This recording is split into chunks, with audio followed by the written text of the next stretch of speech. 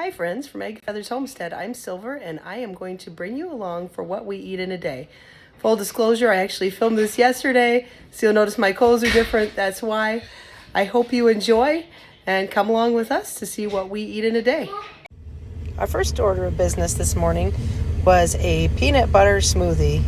I used our milk kefir that we make and peanut butter, collagen, and frozen bananas, maple syrup, and you can see little Magnus there very excitedly watching what Mommy's doing. He really wanted the peanut butter spoon, and oh, who can resist that adorable little face? So now I'm just pouring that up for the kids. They've been asking me for smoothies for days. I finally had enough milk kefir to do that, so this is what they had. They enjoy this. It fills up their bellies. It makes them happy. And it's very easy for me to do. I know that I'm getting a lot of protein and nutrition into them and just a little drink. So they really do love getting their smoothies. I ended up making a second pitcher full because that wasn't enough. And now I'm moving on to making some of our sourdough pancakes. The kids really enjoy these as well. And I knew those smoothies wouldn't hold them over. Man, do I wish I could actually mix pancakes this fast in real life. I actually sped this up. I will have my recipe linked below for you all to enjoy. It's super simple, easy way to make pancakes, and everybody just loves them. So I put them on the trusty griddle that my father-in-law gave me years ago before he passed away. He had gotten this griddle from a friend of his who had passed away, and it is the most reliable tank. I just love it, and I've actually looked for them online, and they can be a bit challenging to find. So I'm very, very happy to have this very useful relic from my father-in-law.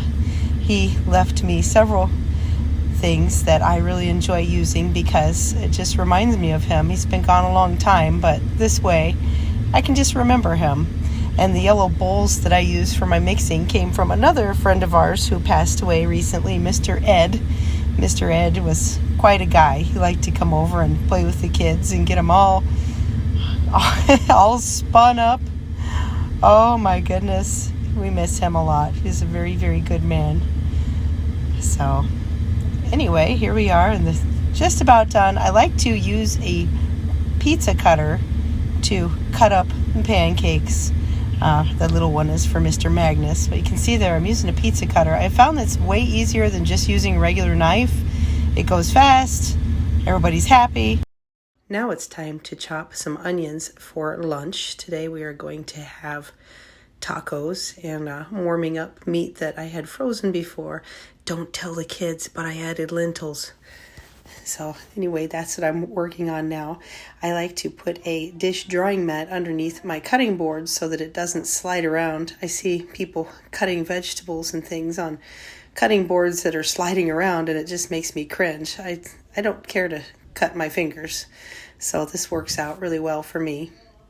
I very much enjoy chopping vegetables. I've been doing it for a very long time at this point, so I don't chop this fast. This is actually sped up, but boy, I wish I did. How efficient would I be then?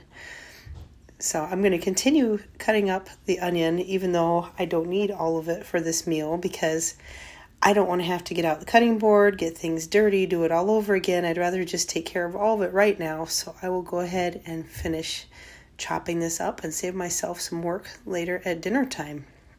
It works out really well. See, there's one of those cute little yellow bowls I was telling you about that came from our good friend that passed away. He was pretty much a second dad to my husband when he was growing up. So now I am going to finish cleaning off the cutting board. I just don't like mess when I'm working. I want everything neat and tidy as it can be. Sometimes it doesn't work, especially when I'm doing freezer meals, but I just find that if I make a habit of cleaning up as I go, it makes the whole experience so much more pleasant. So I've pulled out some lettuce and some toppings for the tacos, and I also got out a beef sausage that I'm going to be using for tonight's meal, which will be black beans and rice. So I've been needing to use these up.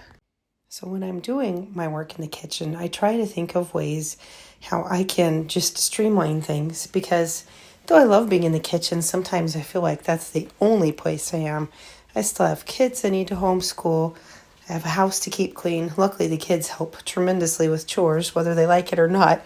They do all have chore assignments, so that does help. I have pretty much a watch bill for them. I was in the military for years, so I call it what it was for me.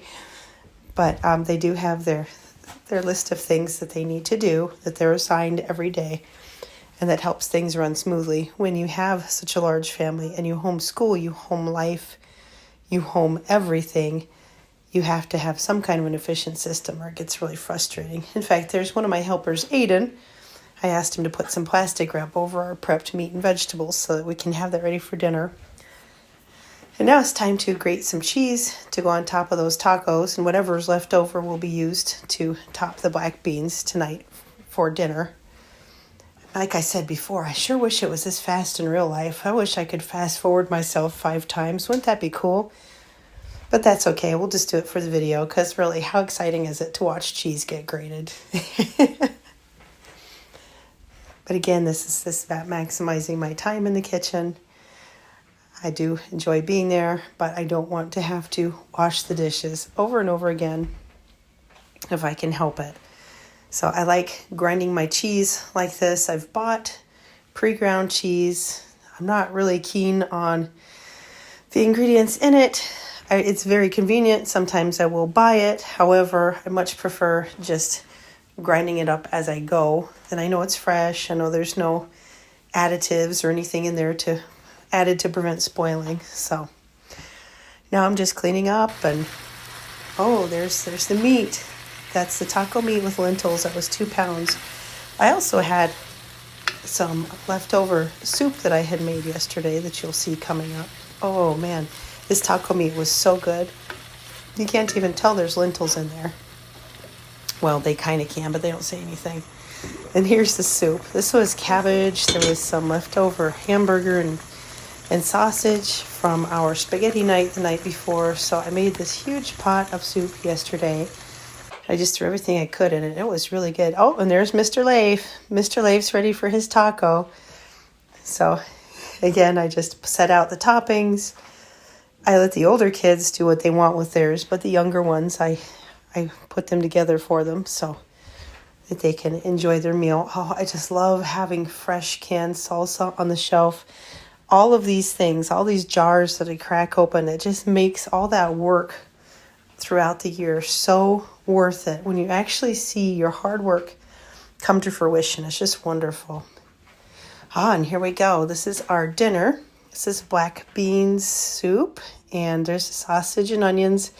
I have a seasoning blend in that little yellow container.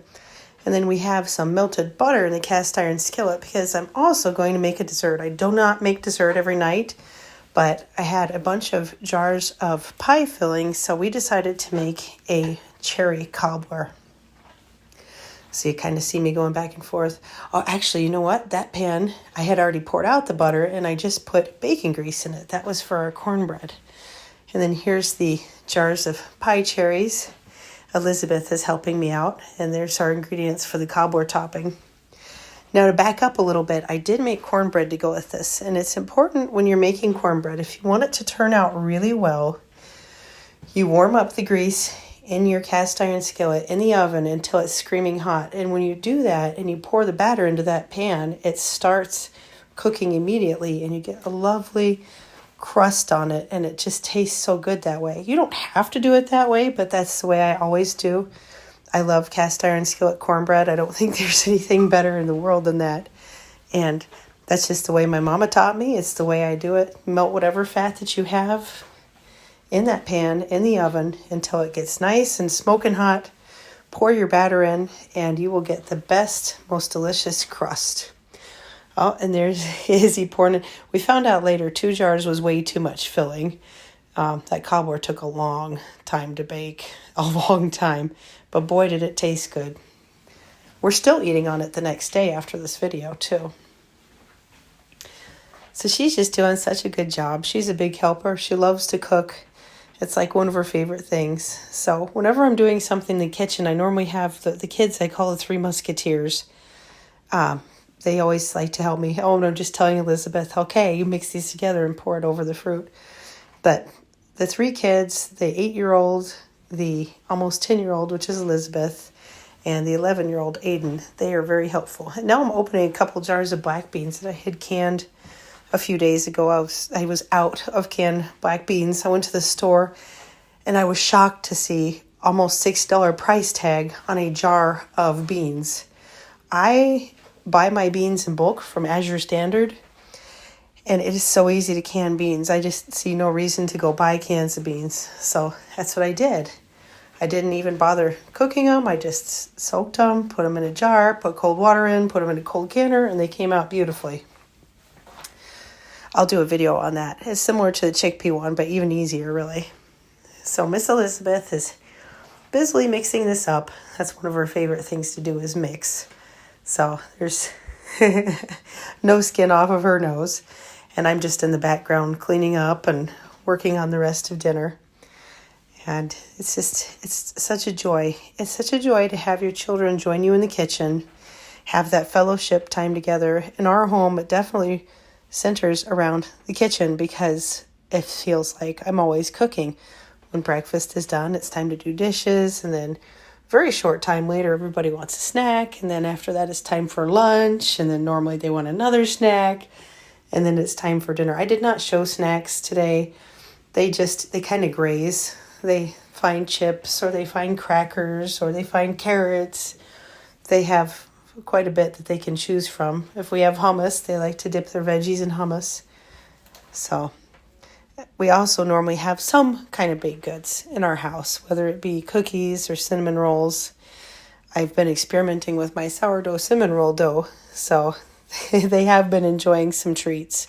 We're not a huge sugar family, so I don't want it to seem like we're just eat junk sugar all the time. But they do always have healthy snacks. The cookies that I make have good fats, pretty healthy sweeteners for the most part. I mean, not every time. Sometimes I use sugar, but I try to stick to honey or maple syrup if I'm going to have sweetened things. I just opened a jar of chicken bone broth to add to our black beans. Ooh, and we're going to come over and take a peek. Oh, that looks so good. And I am melting butter in the small pan. I'm trying to remember what that was for. I know I had gotten so now we're mixing up the cornbread dough, or getting ready to, I should say. And I'm melting that butter for the cornbread dough. And there was Mr. Leif in the background. There's never a dull moment around our house. So somebody's always doing something. I enjoy having them around. Sometimes they drive me crazy because I'm trying to focus and work, but they're great. In the background, I have my hutch pulled out. We've been doing a lot of renovation in the kitchen. I got my new stack oven in. We're putting up corrugate on the walls. It looks really nice. I will show that to you when we're all done. And then we're coming over, and now we're going to mix up the cornbread. It's a super simple recipe I found on allrecipes.com, and I've always used the same recipe. It's so easy. Very simple ingredients. It's just flour, cornmeal, sugar, butter, eggs, buttermilk, salt, baking soda.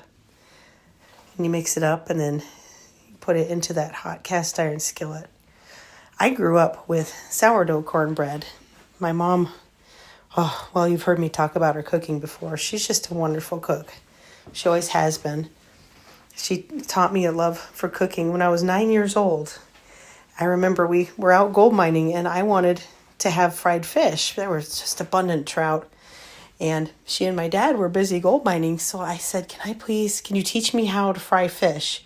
So that's what she did. 9 years old, I could catch a fish, clean it, cook it, and it was awesome. It was wonderful, and I really appreciate that she gave me that lifelong love of cooking, and she just let me spread my wings. She let me experiment. She let me cook. It meant a whole lot, and cooking has been part of my life for, 30 years now? Yeah, over 30 years. So moms and dads, teach your children how to cook. It's one of the biggest blessings that you can ever give them, is knowing how to take care of themselves. Elizabeth can cook a lot of foods on her own. Even the 7-year-old can cook his own lunch meats and things in the pan if he wants to. I like them having that independence. And the older kids sometimes will make meals for us. They were in Boy Scouts for a long time, so they learned how to cook. And it's just such a useful tool. I cannot emphasize how important life skills are. They're academic skills and life skills. And I feel like in our family, at least, they need to know how to take care of themselves. Oh, and see, there's that beautiful cornbread. See how brown and crusty it is and how fluffy it got. And there's our big pan of black beans. So now it's just time to take people's custom orders and get that dished up. You can also see, ooh, there's a mixer paddle. I decided to try something new. I whipped coconut cream instead of regular cream. I was just really curious to see how it turned out. We're not a non-dairy family, but I'm always open to new things. And boy, that was just delicious. And now I'm putting some fresh chopped onions into our soup. You know, I've never been a big fan of raw onions on most foods, but lately it's just really tastes good. So I'm not going to argue with it. We've got some more of our homemade salsa. And then we're going to add some sour cream and cheese.